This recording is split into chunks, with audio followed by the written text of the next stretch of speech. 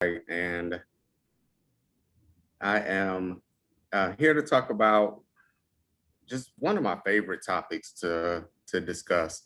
Um, in my in my job that I get paid for, I primarily teach retirement planning and income tax planning in our financial planning program. It's a uh, certified financial planner board registered program. So our students, they go out and they become wealth managers and they help families to manage their financial resources.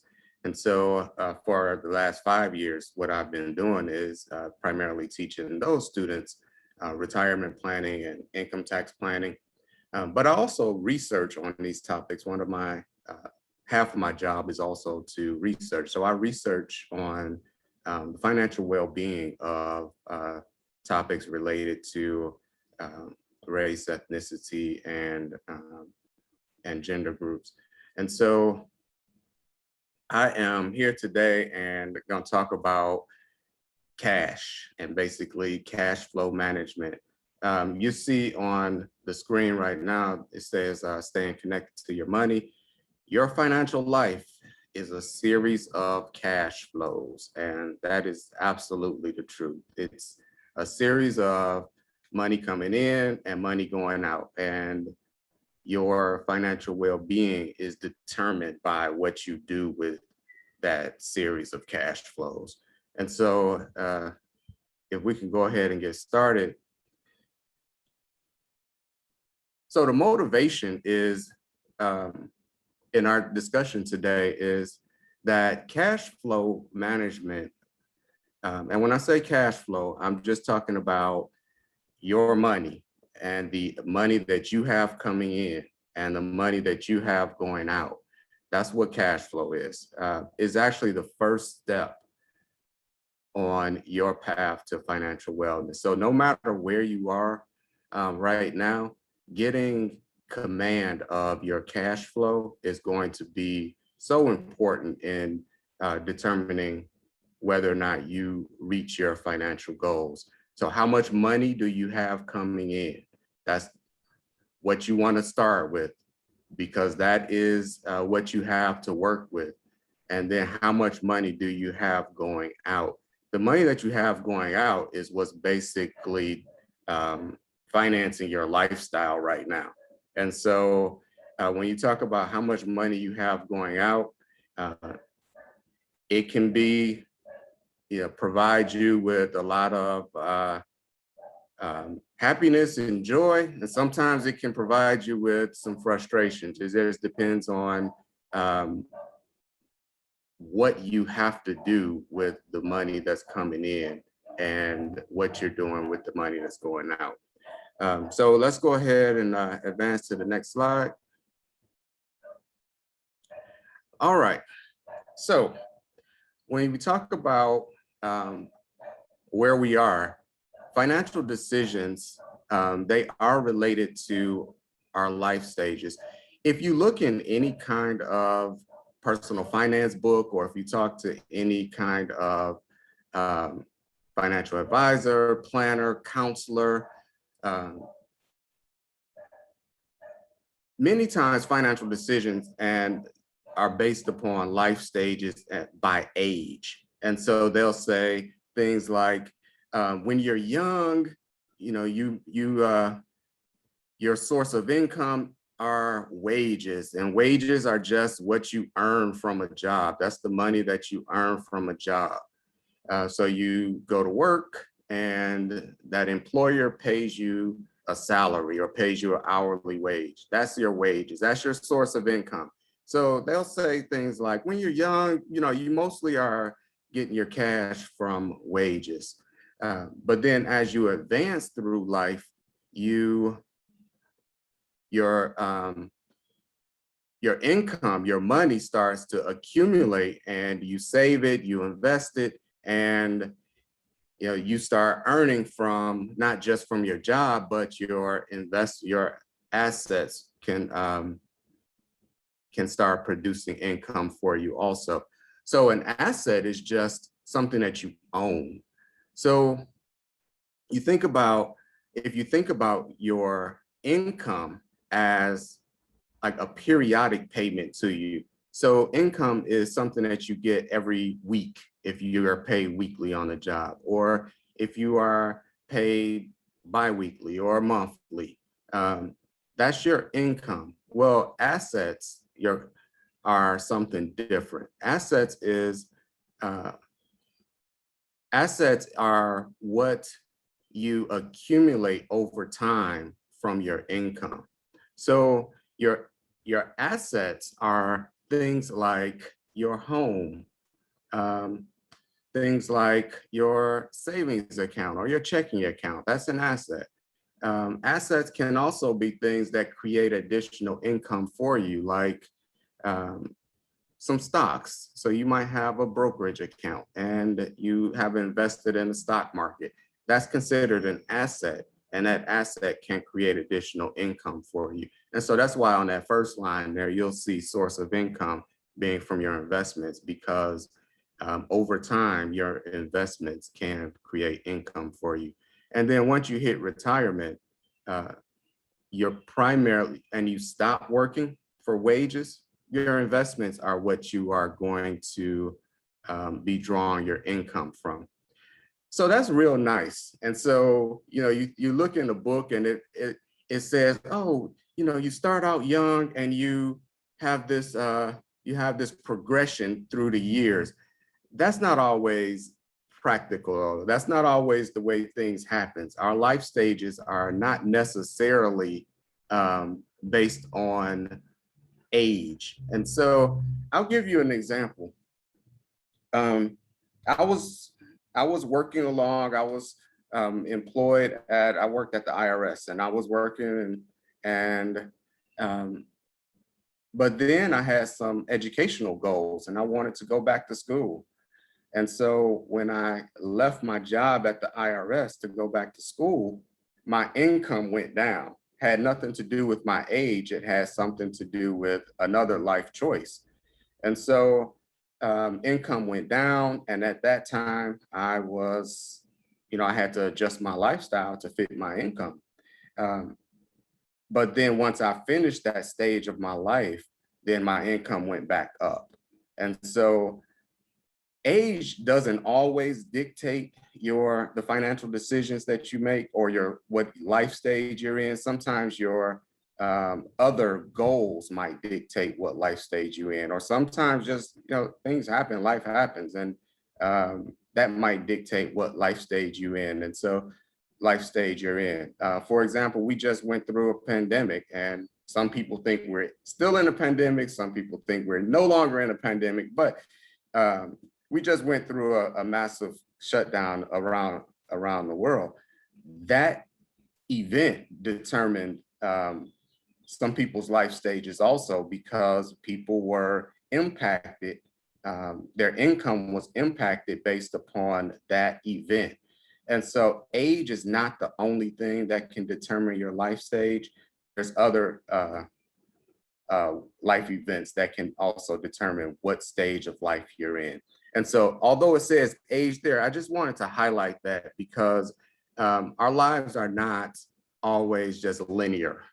And so we don't always just go, starting out high school, college, to graduate school, to job, to increasing income, and then you get to retirement and live through retirement. That's not always the way life works. But what you do with your income during each of those life stages will determine how you enter the next phase of your life, of your financial life. And so your income is a periodic amount of cash that comes to you. You can use that income to do things like pay your expenses, or you can use that income to do things like build an asset base. So when you're starting out, you might not have any assets, but over time, depending on what you do with your income, you can start accumulating assets. Expenses are just things that we have to pay on a reoccurring basis. So for example, I was able to purchase a home back in December. Now I have a mortgage. That mortgage is an expense because it occurs on a reoccurring basis. Every month, my mortgage company wants their payment. And so that's an expense. It occurs on a reoccurring basis. Risk is just there's two things to risk. There's this ability to take on risk, and then there's this willingness to take on risk. Risk is nothing but a measure of how much volatility you're willing to take on or you're able to take on in order to get some kind of reward. And so, for example, if in terms of risk, if I were to say to you,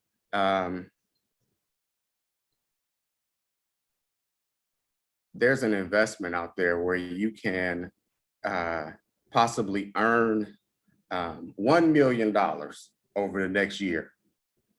But it's also possible that if you invest in this, that you could lose $2 million over the next year.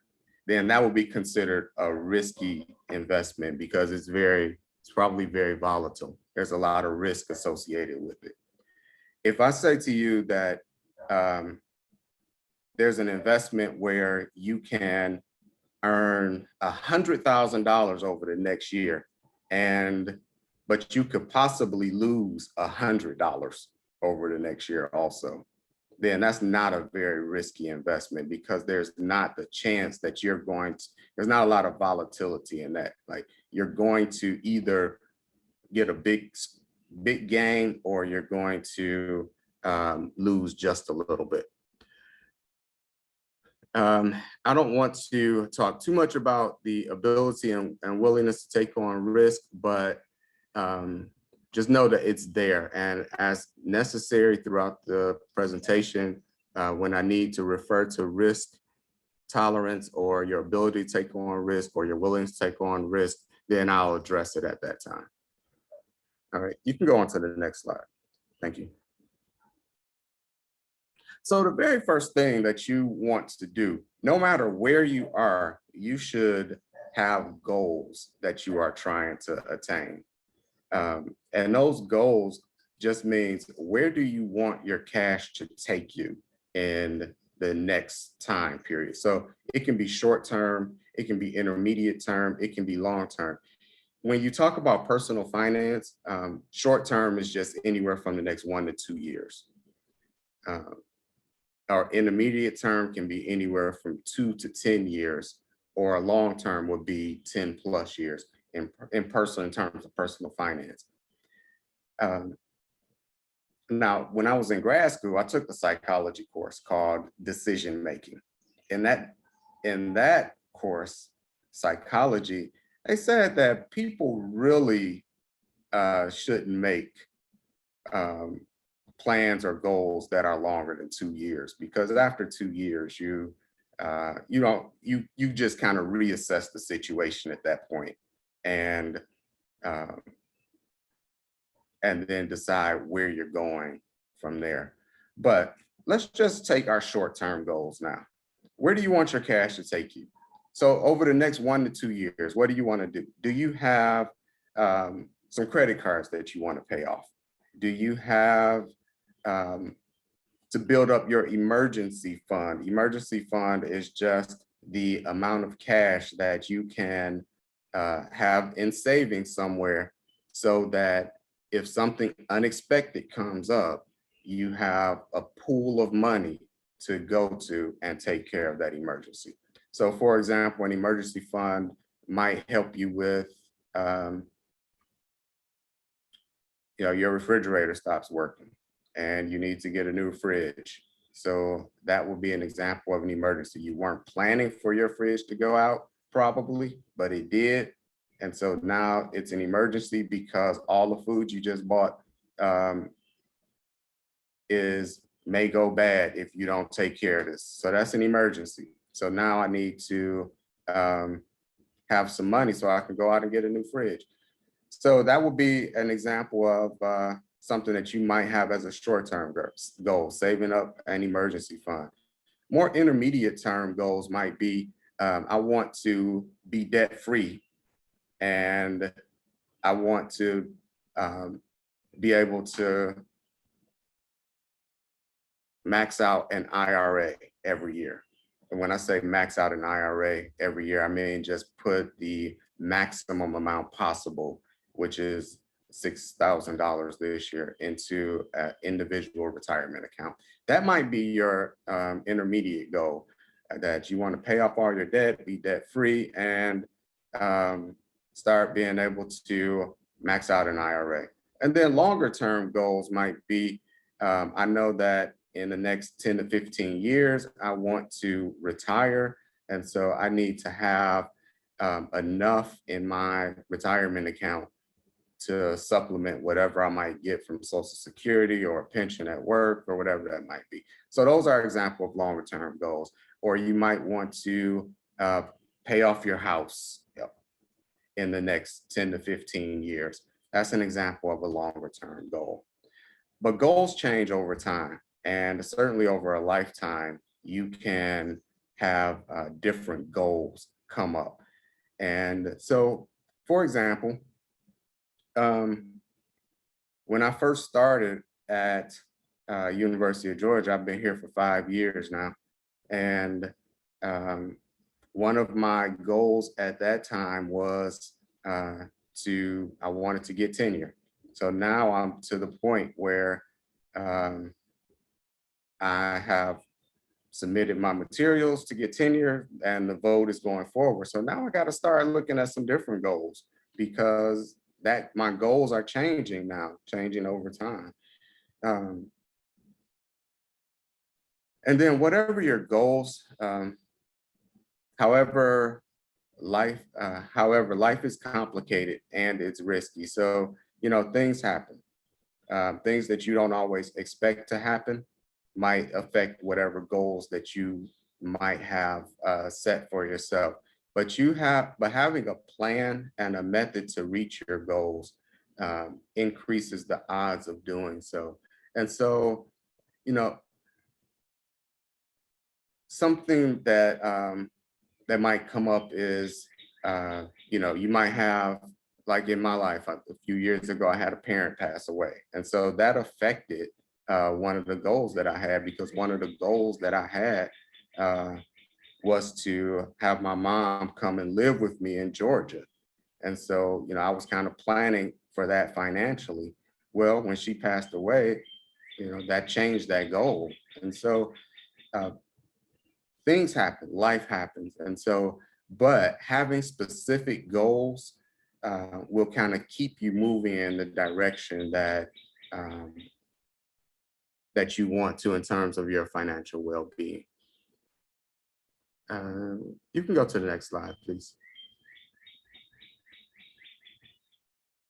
So the components of cash flow. So now that you have sat down and you've really, really given it some real consideration about what your goals are, uh, now you can start looking at the components of cash flow that can help you to reach those financial goals.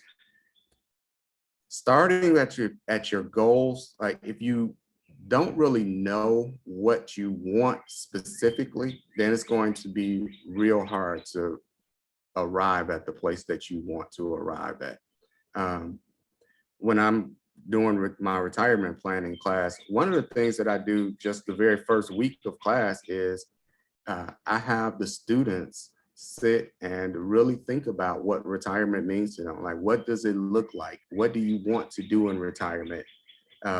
What do you think your parents want to do in retirement? Because, many of them are 18, 19, 20 years old, and they can't always think about retirement, but they hear their parents talk sometimes about what they want it to look like. And so once you really sat down and given it some real thought about, and write it down, what you want to do. If your goal is, I want to be out of debt in the next 2 years, then write that down as a goal. And and come up with a method to do that. And we'll talk a little bit about that as we go through the presentation also. But, or your goal might be to, I want to save $1,000. That's my goal. I want to save $1,000. I want to get to where I have $1,000 in the bank. And honestly, I teach these things, I research these things, I talk about money almost every day of my life, but I also live these concepts. And so when I first started, I remember having $2 in my savings account. And my first goal was, I want to get to the point where I don't have to be concerned about my next paycheck. And so I knew that if I saved up $2,000, then I would have enough money where even if I missed a paycheck, I would be okay for at least a month. And so that was my first goal. I wanted to not have to be checking to make sure that my paycheck was deposited on a certain day so that I could pay whatever bills I had to pay that month. In order to do that, though, I had to first manage the components of cash flow. So there's only two components to this cash flow deal. There's the cash that you have coming in and the cash that you have going out. And I want to stop for a minute because when I got my PhD, I went through a program at the Ohio State University called Consumer Sciences. I did an emphasis in family resource management.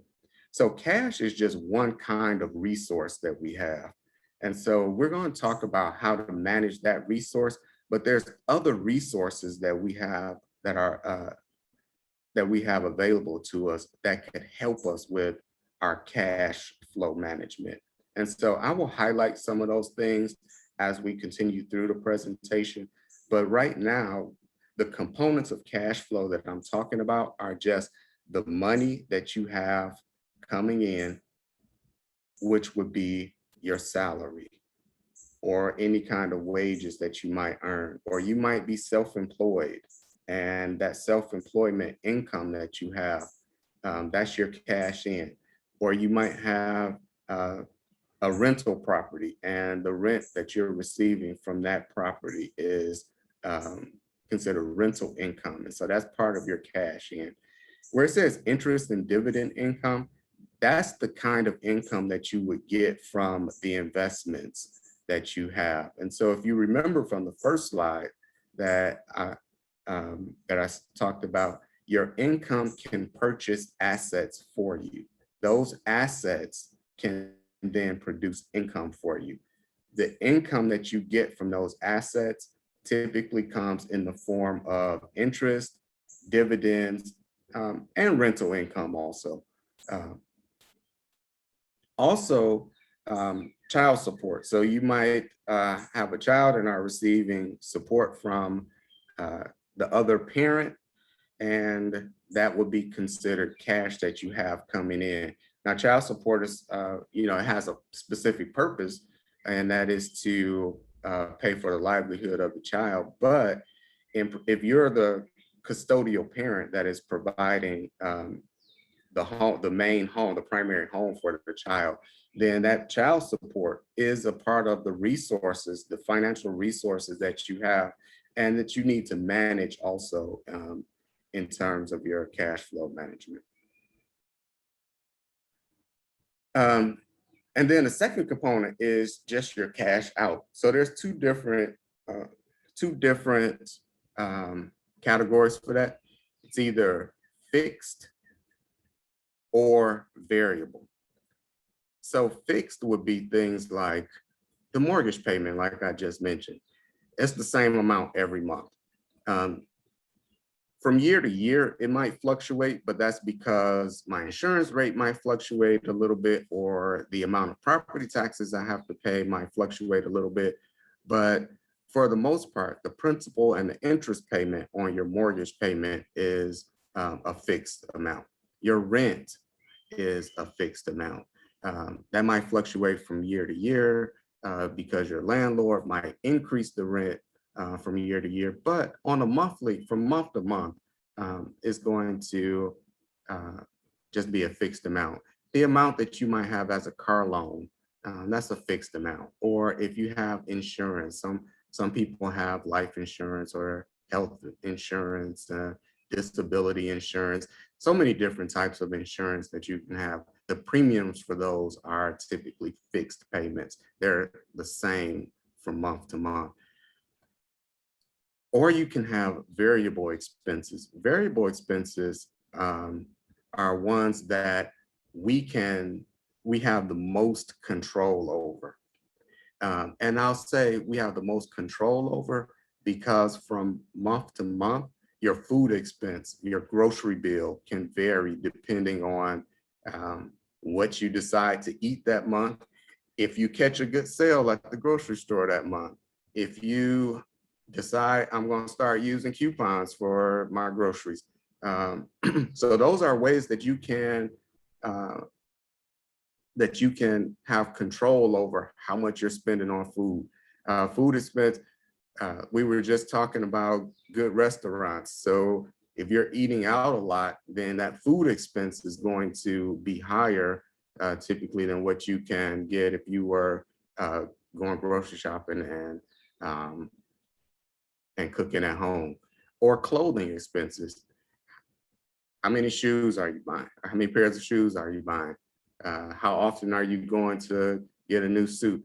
I remember I I caught a sale one time that at J.C. Penney. I don't even know if J.C. Penney is still in business, but I caught a sale at J.C. Penney one time, and they were selling their executive line suits for 90% off. And so I called the worker over, the salesperson over, and I said, "What's wrong with these suits? Why are they 90% off?" And he said, "Nothing's wrong with them." He said, "We just have our new line in, and so we're trying to clear these out." And I said, "Okay, I want everyone that you have in my size." And so, you know, I got I think I bought like 6 suits that day for 90% off. So I got like $600 suits for $60. Um, and I bought all the ones that they had that day. But that's an example of clothing expense because that month my clothing expenses was high. The next month I didn't do that. And so it was, back to what it typically is. And so that one, it varies from month to month depending on what you might buy. Or your utilities expenses. Utilities are just, light bill, gas bill, water bill, all of those things that you have to have in your home in order to live comfortably. And I'll say this, uh, some things that we think that we need are not needs, but they're just wants. So for example,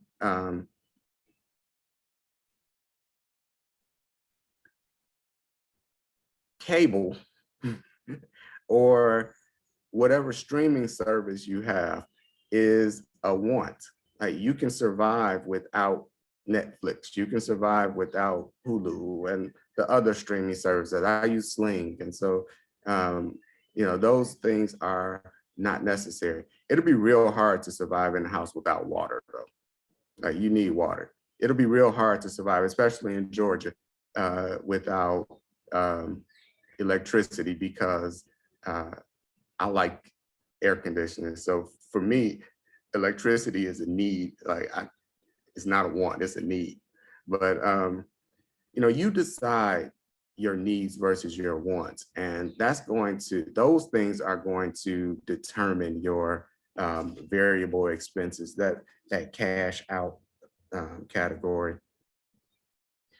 And so I'll say this also that um, many people go into the fixed category or they create fixed expenses without considering the cash in that they have first.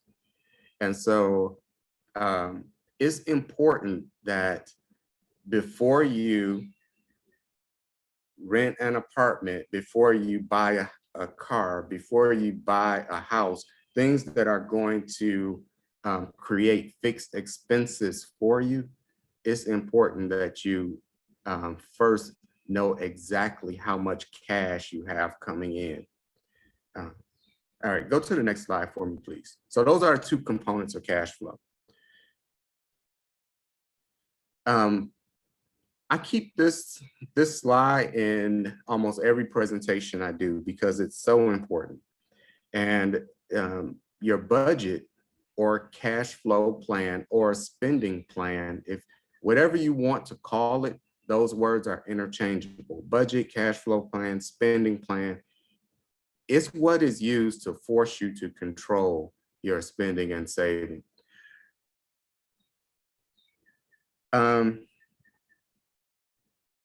So your budget or your spending plan is what really should drive your cash flow. It helps you to use restraint when you're spending, and it helps you to really think about what you're going to buy. But it also helps you to manage the resources you have so that you can live below your means. There's some research out there that says that in terms of being prepared for retirement, there's two things that are most important. One is spending less than your income.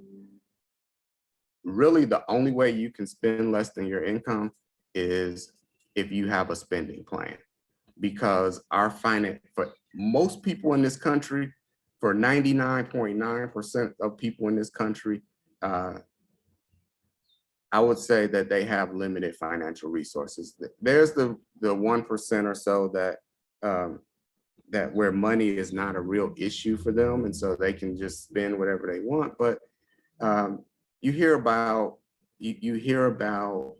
athletes and entertainers going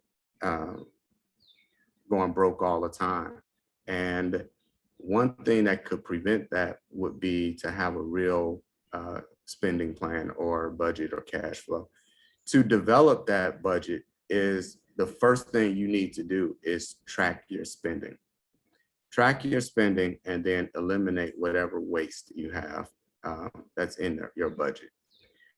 It takes time and it takes effort to really create a real spending plan, because you have to first understand what you're spending on currently. And then once you understand where your money is going, then you can adjust it to eliminate waste. So one example of that is Thursday, I met with my statistical consultant about a research project. And she mentioned that she no longer had wireless internet at her office. And so she was saying, yeah, I was spending $100 a month on internet for the office, and I just wasn't using it. And so I had them cut it off, and now I just use my hotspot when I need the internet when I'm in the office. And so that was one thing that she was able to eliminate. She identified that as just waste in her business, and she eliminated the service so that she could get her spending more under control. Another thing about your budget is it can help you say no to things that you don't necessarily want to do. I remember many times I would tell my mom this all the time. She would ask me if I wanted to do something. If I just really didn't want to do it, I would just say, that's not in my budget right now. And she would laugh, because she knew that one, I'm serious about my budget, but two, that many times I would just use my budget as an excuse to get out of doing something. But it really does help you to have some restraint in your spending when you think about the things that you are going to be buying. Go ahead and advance to the next slide, please. So again, your spending plan is part of your budget. I put this particular slide in here because I just did a session with a bunch of students in our sustainability program on campus. And sustainability has a lot to do with, or that same mindset is the similar mindset that you need in order to manage your finances. So we kind of use the same skill set. So when you talk about sustainability, what I'm talking about is like recycling, reusing things, paying attention to the climate, our environment, making sure that we're using our environmental resources in a way that we can enjoy things today, but we're not using up everything that we have today, and future generations or even our older self won't have resources to use later. And so that's the sustainability mindset, is using the environmental resources in a way that, yes, we can enjoy them today, but future generations will also be able to enjoy them. It's the same with our financial resources. Um, Using our financial resources that we have today to enjoy life, absolutely. I believe that that you don't want to necessarily save everything, but you do have to um, enjoy your life today. You have to pay for things today. You have to get yourself out of debt today. You have to um, provide a home today. You have to do all these things today, but at the same time, having an eye towards the future. That's what resource management is all about. You spend less than you earn, you track your spending, and you cut out the things that you no longer need or want. And I put you no longer need or want because remember earlier we said that our goals change, life happens, life becomes complicated, things happen in life, and things that you may have needed or wanted at one point in your life, you may not necessarily have those same needs or wants today. I know that at one point in my life, I I was really into buying clothes. I just told you I bought a bunch of suits one day just because I saw them on sale. I would go to the shoe store and buy a bunch of shoes. Well, that's kind of changed. I don't really want to do that anymore today, and so that changed, and so I cut that out of my spending really. This last point, make savings automatic, pay yourself first, is one of the most important things I can emphasize today. Is pay yourself first, and the best way to do that is to make your savings automatic. Put your savings on autopilot. So paying yourself first means that when I get paid, I am putting something aside for myself in terms of savings and or investing. So you might say, well, I don't really make enough to save anything to pay myself first because by the time I get my check, everything is accounted for. It's already gone. Um, I would encourage you to get into the habit of paying yourself first. One of the best ways to do that is to write savings right into your budget or your spending plan or your cash flow plan. Whatever you want to call it, put it right in there and account for it even before you pay your mortgage or pay your rent or buy your groceries. And it doesn't have to be a lot. What I'm talking about now is developing habits that are going to benefit you in the long term, that are going to benefit you over time. So that amount that you might have to start with paying yourself first might be $5. And you say, okay, I got my check and I know the first $5 is going to me. Pay yourself first. Or, if you're into tithing, I would say pay yourself second because you're supposed to tithe first, but not everybody tithes. And so that's why I just said pay yourself first. But um, get in the habit of putting something aside for yourself. I just recently, within the last few months, published a research paper with my research team, and it was titled Save, even if it's a penny. And so it's developing the habits um, that are going to benefit you over the long term. And the best way you can do that is to make savings automatic. Now, one way that we make savings automatic when you have a job is to just participate in your employer sponsor plan, your 401k plan, and just have your employer take money right out of your paycheck and put it into this retirement account. That's an example of making your savings automatic.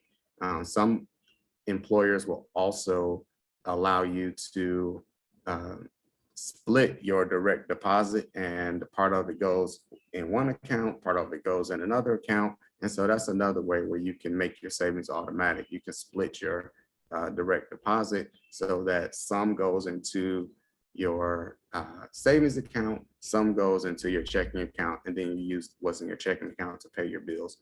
Um, and I say savings and checking because um, and I understand that some people might not have accounts at banks, but um, however you receive your wages, your pay, get in the habit of putting something aside, and to the best of your ability, make it automatic. Go ahead and advance to the next slide, please. All right, so now we have talked about setting goals. We've talked about cash in and cash out.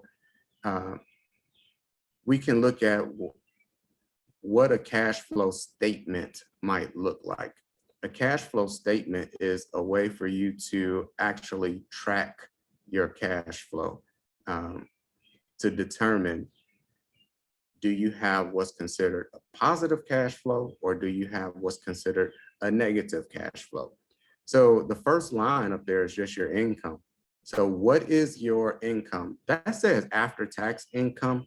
After tax income is pretty much the amount that you bring home. And so some people might call it a net income, but uh, I like to deal with how much do I have coming home with me, not necessarily uh, my gross salary or how much I get before all of the tax withholding and everything, because what I have coming home with me is the amount that I have to deal with or work with on a monthly basis. And so, let's say your after-tax income is 35,000. This is just um, a real simple cash flow statement. So you pay your rent, you pay all your living expenses, and then you get to that line where it says remaining for debt, the amount that's remaining for debt reduction and savings. So after 35,000 coming home, you paid all your living expenses, and now you decide, what are you going to do with this extra $10,000 that you have? Um, and you can use that for things like paying off your debt. So pay off your student loan, pay off your car loans, or make payments on your student loan, make payments on your car loans, make payments on credit cards, or whatever other debt that you might have. And then it says the amount that's remaining for savings. So this is one way that that people look at cash flow statements. They put savings at the bottom, and they determine what they're going to do with their savings based on the amount that they have left over after they paid everything. This is not, in my opinion, understand, this is my opinion. In my opinion, this is not the best way to go about this, because if you do it this way, it's real hard to prioritize your savings. And you want to prioritize your savings because you are the most important person. And you being the most important person, you should pay yourself first. But when your income is less than your expenses, then you have what's considered a budget deficit. or a negative cash flow, or you have too little cash to provide for your wants or needs. This is neither sustainable. So in terms of your financial well-being, you're not able to sustain your financial life over time, and it is not setting you up for financial success either when you have more expenses than you have income. And there's really two ways to look at this. One might say, well, I need to make more money. And there's a big conversation going on now about raising the minimum wage and employers paying their employees a livable wage. Um, that's that's a whole different topic. That's not what I'm talking about today. That is something that um, the business community, our politicians, the economists, those are things that they are going to have to take care of or address. What I'm talking about today is working with what you have right now and doing the best with what you have to work with right now. And so if you don't have enough income to cover your expenses, there's basically two things that you can do. One is to create more income for yourself. The other is to reduce your expenses. Now, one way that you might create more income for yourself is to ask for a raise at work. You may or may not get it. I was just helping one of my friends she got a new job, and so I was helping her kind of negotiate with the employer, and she said that she didn't really want the job, so she just asked for more money, and they gave it to her. So she would have been okay if they would have told her no, because she would have just stayed at the job she was at. But she asked for more money and she got it. And so sometimes you just have to ask for more income from your current employer. In our society today, many times, in order to get more income, though, you have to leave one employer and go to another employer. It's a very unfortunate thing, but yeah, sometimes in order to make more money, you have to actually leave the place that you're at and go to another job in order to get more income. Another way to get more income is to come up with a side hustle that you can do. So that might be, I want to start a tutoring business, or I want to start a graphic design business, or anything that you can do in addition to your primary job would be considered a side hustle, and that can help you create additional income. When income for a period is greater than your expenses, then you have what we consider a positive cash flow, or you might hear it called a budget surplus, or that's when you have money that you can use then to start saving or investing. And so I want to just talk for a minute about investing. You can go to the next slide, please. This is an example of a more detailed cash flow statement. And so the other one was pretty basic. This one is actually listing out things that you would that you would actually be purchasing, like rent, food, clothing. So this is just a more detailed version of the previous slide. Go to the next slide, please. So I do want to talk for a moment about things that you can invest in. So the very first thing that you can invest in is yourself. And so once you have a budget surplus, then you can start investing in your human capital. Human capital is just education or skills that you have that can create more income for you. There's one of the community colleges here, and sometimes it doesn't even take a surplus, because one of the community colleges here is offering free tuition for anyone that'll uh, take up a program of study where where the city has um, a shortage of workers. And so if you want to create some more income for yourself, you can spend some time and invest in some additional education for yourself. You can also invest in things like mutual funds or ETFs. ETFs are exchange traded mutual funds, and those can be stocks or bond funds. So there's, or you can invest in real estate. You can decide that you want to purchase a house and create some more income for yourself that way. So increasing income by um, creating some using your surplus to create some assets for yourself that might help you increase your income. Reducing your expenses is another way that you can look at eliminating that deficit that you might have in your spending plan. Reducing the expenses might come from, you might need to move to a cheaper apartment, or you might need to call your utility company and tell them that you want a new rate. Many times they'll give you a temporary rate, promotional rate, and it'll reduce your income or your expenses for a while. There's another way that you can eliminate your deficit, is by borrowing to make up the difference. I would not recommend that, because it just makes the problem worse.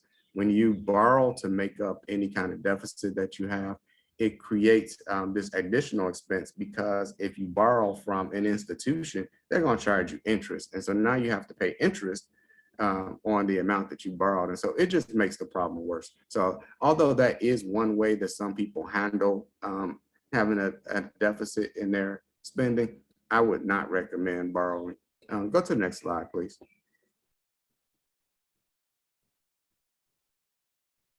Thank you. So are you spending less than the income that you have? So what are some of the choices that you have when you have a surplus in your spending? And I'll do the decreased income by working less last. But you can, when you have a surplus, you can spend or you can consume more. You want to be able to enjoy some of the things that you like. Many times you'll see people say, "Oh, you can decrease your expenses by making coffee at home and not buying coffee at the coffee shop or wherever."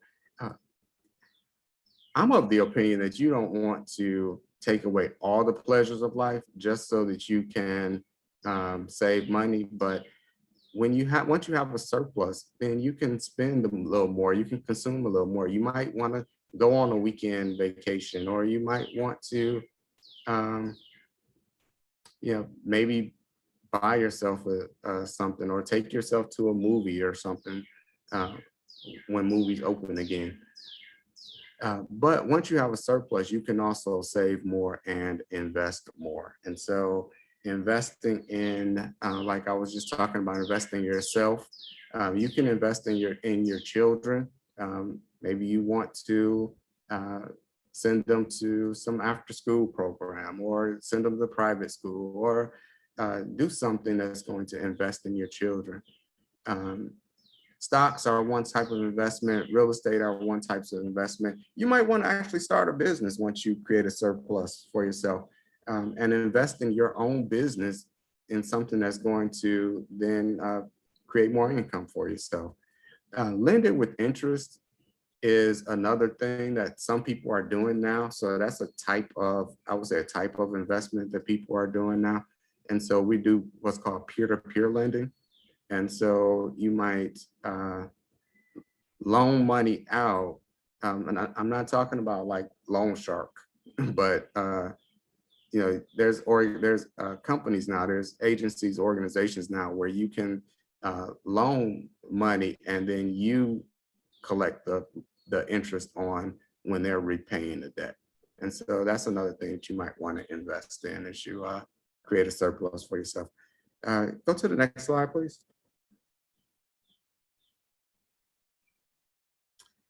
So this is pretty much the last slide that I want to talk about, because we talked about money coming in and we talked about expenses, or the things that you have to pay. The things that you have to pay, or those expenses we've talked about, are pretty much cash expenses, things that you have to have money in order to pay. Well, there's two other types of costs that come with financial decisions that you really want to consider in order to make good financial decisions. One is opportunity cost, and the other is what's called a sunk cost. An opportunity cost, by definition, is the cost of your sacrificing your next best choice. So for example, an opportunity cost of um, buying buying a new purse might be that you aren't able to eat out at a fancy restaurant that you might have been wanting to try. So you gave up eating out at that restaurant because you purchased the purse. And so that's what opportunity cost is. You gave up the restaurant so that you can buy the purse. You sacrificed the restaurant so you can buy the purse. That's opportunity cost. Well, opportunity cost always comes up in personal finance because we have limited resources. Like, we don't have unlimited resources. We don't have unlimited amounts of money. So you have to think about, if I buy this, what am I not going to be able to do with my money? And one of the things that I always do is I think about it in terms of time and work. So if I purchase this item, how many hours do I have to work in order to get this? If I buy this, I have to work for 5 hours just for this one thing that I'm buying. And I tell you, sometimes it just makes me want to put it back. And so I think about it as time versus money, but it's also a matter of item versus item in many cases also. And then there's this other thing called a sunk cost. A sunk cost are, by definition, are costs that have already been spent and there is no way to recover them. Many times we make real bad financial decisions based on sunk costs, and sunk cost should not determine your future financial choices. You might hear people say it like this: don't throw good money after bad. And so just because you've already paid for or spent money or invested money in something, if it's not right for you, then move on and just consider it a sunk cost and go on to make better decisions. Sunk costs are a real source of regret. And so you don't want to allow regret to creep into your financial decisions because you can't change the past. And so I think about, uh, opportunities that I have maybe missed out on or foregone. And I say, well, if I would have taken that opportunity, I might have been better. Or if I would not have done this, I might be better off. Well, if I think too much about those things and I allow regret to creep in, then I might hang on to something for too long because I have invested too much in it, or I've already had a big cost associated with it. And so in order to make good financial decisions, you need to not consider sunk cost. Go ahead. I heard you. We did have a question that was asked. Is an example like insurance payments? Insurance payments absolutely can be a sunk cost. And so what I'm thinking is that you are saying that because you've been paying for this insurance policy for all these years, that you keep paying for it because you've already paid so much into it, that even though it might not be beneficial for you financially anymore, that you don't want to let it go because I've already paid so much into it. Absolutely. Absolutely, that can be what's considered a sunk cost. Um, because insurance payments, well, one thing I want to just say about insurance is that if it's life insurance and you think that you might need life insurance at some point in the future, you don't want to cancel policies before you really think about whether you're still insurable. And so I just want to caution that. But in terms of purely financial decisions, yes, insurance payments can be considered a sunk cost. These topics are often so hard to discuss because there's so many different variables that go into it, like insurability. But yes, insurance payments, premiums can be considered a sunk cost. A sunk cost can be something like, I was just talking to a friend about her career choice, and she was saying that she had spent so much time in her PhD program, has spent so much time on the tenure track, getting tenure, and she finally got tenure, and but she's thinking about leaving to go do something else now. But she's also like, wow, I spent so much time doing this thing to get to this point that maybe I should just stick with it and not go and do something else. She wants to actually start a business. And so that is an example of a sunk cost. Like her PhD program, her tenure track time, that's all past. She can't bring it back. And so to make a decision to go forward based upon how much she's already invested in her career is making decisions based on sunk costs. You can go to the next slide, please. All right, so that was all I have today. Are there any questions? First, I want to thank everybody for being here and giving me your time and attention today. And I will take whatever questions that you might have.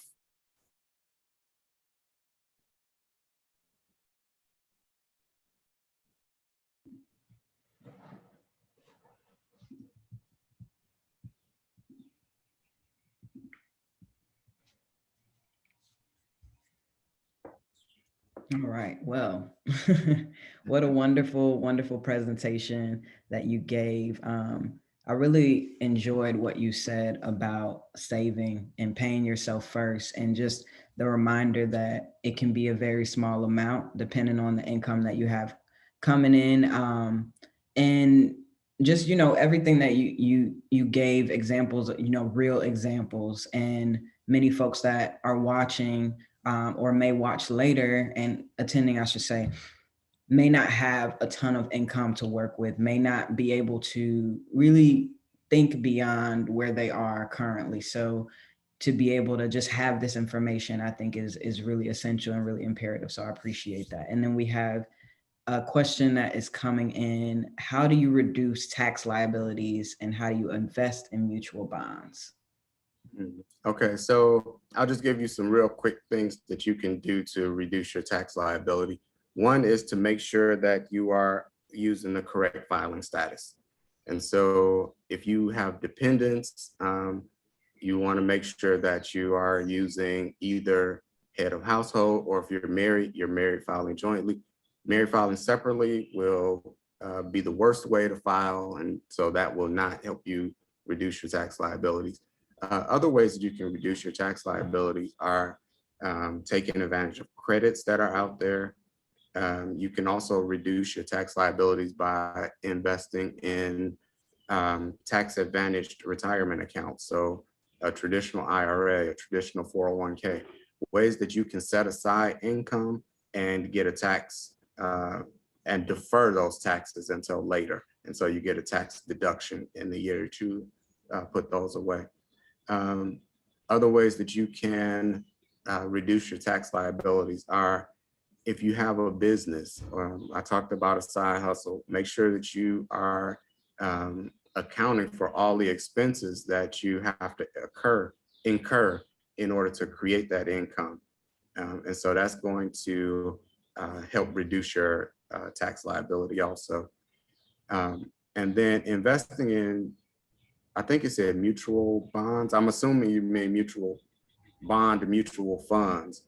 And so um, that you can either do through the traditional uh, Schwab, Vanguard, Fidelity, the big companies, or you can even do some of the apps now allow you to invest a few dollars at a time. If you do, I believe it's Robinhood, Acorn, those apps now that you can use. But yeah, so you can invest that way. If you were talking about uh, municipal bonds, though, and if that's what you're referring to, then municipal bonds you can do through mutual funds as well, and just do a municipal bond fund. Do I provide financial coaching? Not at this time. I don't. I can see the question there. That's right. At this time, I don't, because my primary job right now is to research and teach and get tenure. But once I get that letter from the president of the university saying that that we have that we're granting you tenure, then at that time I probably will start a financial counseling business.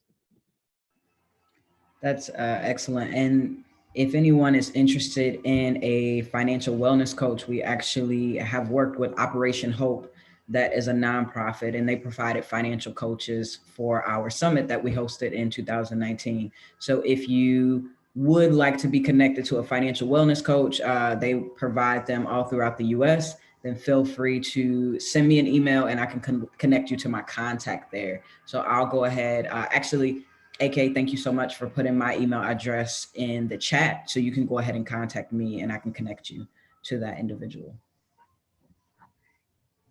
Are there any other questions? I know we are about a minute away from being at time. So is there anyone else that has a question? And I'll just throw this out there. I'm a real simple investor. I don't invest in complicated stuff. I don't invest mostly because I feel like if you're going to invest in something, you need to research it.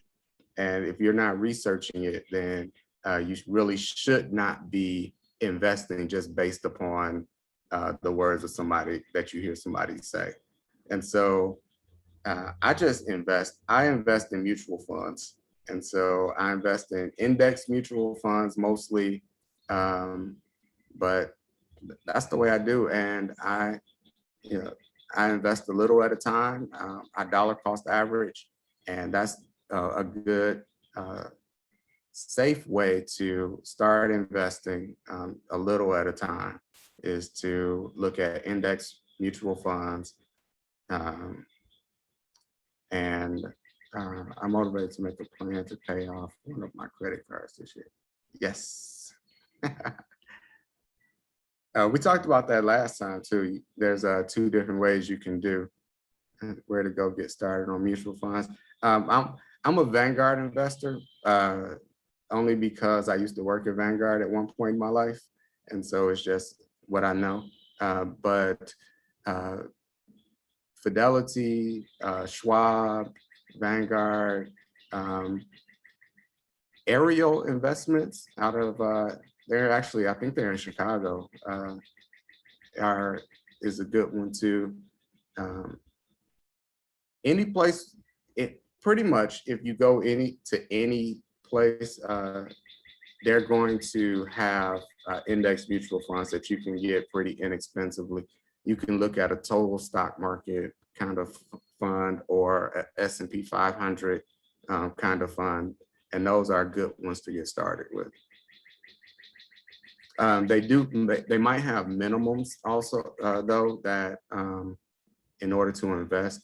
So I know Vanguard has funds that you can do with a minimum investment of $1,000, or you can invest in ETFs. The advantage there is that you can buy per share, which will allow you a lower starting point. You might be able to get, started with $100 instead of having to save up that minimum of 1,000 or 3,000.